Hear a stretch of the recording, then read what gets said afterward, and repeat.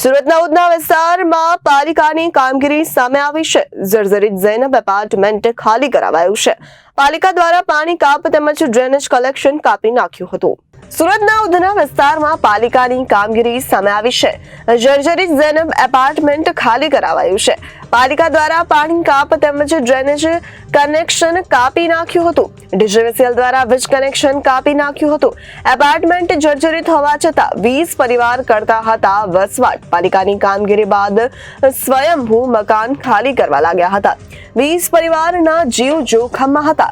ઝૈનબ એપાર્ટમેન્ટમાં અંદાજિત 50 થી વધુ લોકો રહેતા હતા। સુરત મનપાનો સર્વે કર્યા બાદ કામગીરી કરાઈ હતી।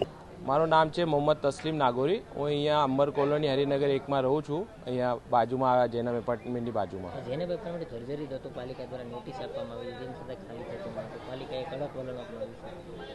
હા, એમાં આગળ શું છે કે અમે બહુ ઘણી વખત છે ને આખા આપણે સોસાયટી મળીને 7 થી 8 વખત છે ને 7 થી 8 વખત કમ્પ્લેન કરી હતી ને એસએમસી હું છે ઘણી વખત ખાલી કરાવવા પણ આવ્યું કે ભાઈ આને ખાલી કરી નાખો, પણ કોઈ બી છે ને સાંભળતું નહીં હતું। કારણ કે અહીંયા બધા ભાડો હતા, બહુ જૂના ભાડો તો રહેતા હતા, આવતા હતા, જાતા હતા આવી રીતે, પર એસએમસીની કોઈ વાત માનતો નહીં હતો। પછી છેલ્લે ધોરણે એસએમસીએ કે અમે બહુ બધા મળીને આ સચિનની જે દુર્ઘટના થઈ એ પછી બધા સોસાયટીમાં બહેનો માહોલ હતો કે ભાઈ આ 35 થી 40 વર્ષ જૂની બિલ્ડિંગ છે, આ ક્યારે પણ પડી શકે છે, તો એનું આપણે શું કરવાનું? તો બધા મળીને પાછા અમે એસએમસીમાં કમ્પ્લેન કરી।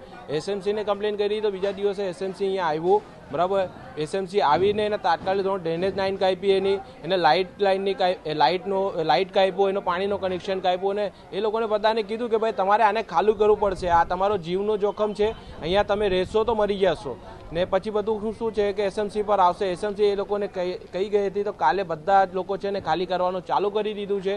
અને હવે તમે જોવો છો સામે જે ટેમ્પો છે ભરે છે, હવે 4-5 પરિવાર વહેંચ્યા છે, એ પણ ચાલી જશે। કેટલી રૂમ હતી ને કેટલા લોકો રહેતા હતા? અહીંયા છે ને એમ સમજો ને 26 થી 28 ટોટલ રૂમ હતા અને અહીંયા 50 થી 60 લોકો રહેતા હતા ને 50 થી 60 લોકોને અમે ઘણી વખત રિક્વેસ્ટ પણ કરી કે ભાઈ આ ખાલી કરી દો, કારણ કે અહીંયા આવવા જવામાં અમને તકલીફ થાય છે। ક્યારે પણ છે તમે જોવો છો બિલ્ડિંગની કેવી હાલત છે, અહીંયાથી છે ને બધા મોટા મોટા કોન્ક્રીટના ટુકડાઓ ક્યારે પણ પડે છે, માણસો બચી જાય છે। એ તો ઉપરવાળાનું એક કરમ છે કે કોઈ બી દિવસ કોઈ હાદસો નહીં થયો, બાકી ઘણી વખતે છે ને મોટા મોટા ટુકડાઓ પડ્યા છે એના પરથી। મકાન માલિક ક્યાં રહે છે? મકાન માલિક એનો મૂળ મકાન માલિક જે છે ને એ બોમ્બે રહે છે અને ઘણા વખત અમે છે ને કોન્ટેક્ટ કરવાનું બહુ વખત કોશિશ કરી, પણ કોઈ જાતનો એના જોડે કોન્ટેક્ટ નથી થયો। એને જે સલીમભાઈ કુરેશી છે એ આ બિલ્ડિંગ સંભાળતો હતો, એને બી ઘણી વખત કીધું, પણ એ લાઈને ભાડો હતો એને અંદર ભરતો હતો, ખાલી નહીં કરાવતો હતો। પછી કાલે એસએમસી આવ્યું, અમે એસએમસીનો ખૂબ આભાર વ્યક્ત કરીએ છીએ કે એને આવીને એને એક્શન લીધો તો આ કામ થયું છે। હવે અમે એસએમસીથી અમારી આ જ રિક્વેસ્ટ છે આખી સોસાયટીની કે એસએમસી ગમે તેમ રીતે એને ખાલી થઈ જાય તો જે લોકોની બિલ્ડિંગ છે, આ જે બિલ્ડર છે એનું ને અહીંયા જે સલીમભાઈ છે, જે અહીંયા ફ્લેટ હોલ્ડરો બી છે અમુક, તો એ બધા પાસે તાત્કાલિક ધોરણ પર એને તોડી પાડે। એસએમસી કઈ રીતની એક્શન લીધી? એસએમસી જે એક્શન લીધી હતી, એસએમસીની આખી ટીમ આવેલી હતી।